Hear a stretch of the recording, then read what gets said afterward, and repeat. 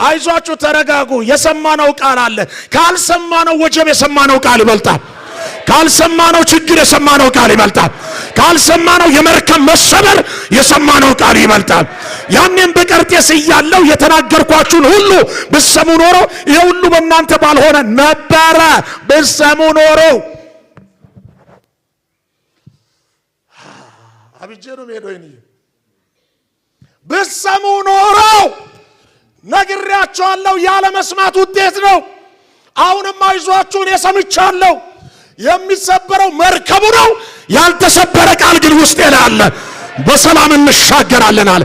አንድ ሰው ጮመን ይበልባል አዎ ማንን መስማት እግዚአብሔርን መስማት ቃሉን መስማት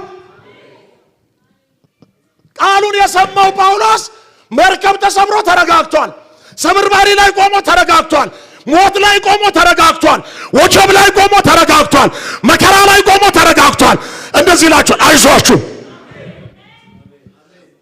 የሁሉንም ኃላፊነት ወስዶ ራሱ አይዟችሁ ይላችሁ ሰምቻለሁ አሜን ጣውላው ተሰብሯል አይቀርም ያልተሰበረ ቃል ውስጥ ላይ ሰምቻለሁ አትፍሩ በርቱ መርከብ ይሰበራል እኛ ግን በሰላም እንደርሳለን ሃሌሉያ እሱ ነው እውነቱ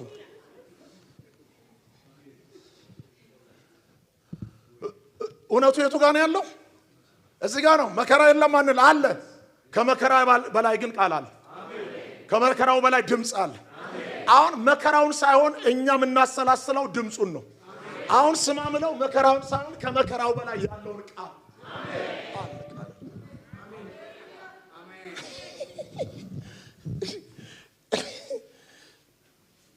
ልልህ የመጣሁት ቃሉን ስማ ከመከራው በላይ መከራ ይቀጥላል እኛም እንቀጥላለን ጌታም ይቀጥላል ደስ አይልም ሰውየው ሰምቻለሁ አለ ያለው ከነፍሰ ገዳዮች ጋር ነው ግን ደስ የሚለው የሰማው ቃል ራሱ ለነዛ ነፍሰ ገዳይ እስረኞችም ጭምር ለመቶ አለቃውም ጭምር አይዞ ይለዋል እግዚአብሔርን የሚሰማ ሰው ደስ የሚለው ሁሉ ጊዜ ለየትኛው መከራ ሲሆን አናይ ለመከራዎች ሁሉ መፍትሄ ነው የሚሆነው መውጫ መንገዱን ማምለጫ ቀዳዳ ጎዳናውን ያሳያል አይዟችሁ ያኔም ነግሬያችሁ ነበር ግን አልሰማችሁም አላችሁ አሁንም ያ ድምጽ ውስጥ ይላል ካልገባን ካልሰማነው ማዕበልና ወጀብ በላይ የሰማነው ቃል አሁንም ይሰማኛል ብርቱ ነው አለ እስቲ የሰማሁት ቃል አለ በሉ ድገሙ እንደገና በኃይል ለዚህ ነው ክርስትና ማለት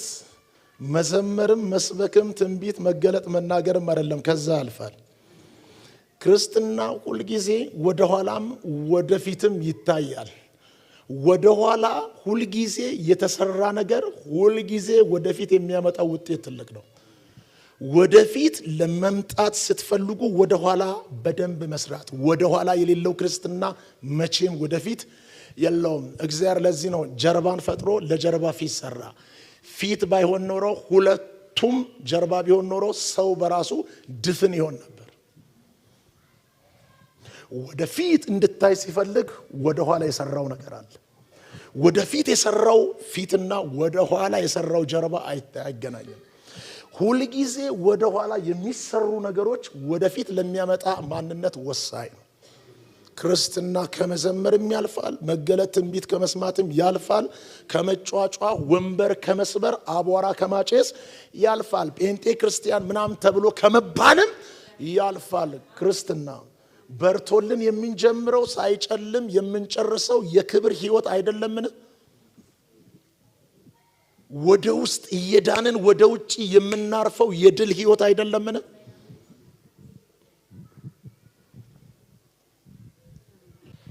ስለዚህ ማንን እንስማ እግዚአብሔርን ስሙ መጣና አንደኛ ሳሙኤል ምዕራፍ 15 ላይ አሁን ልጸልይ እንደዚህ አለ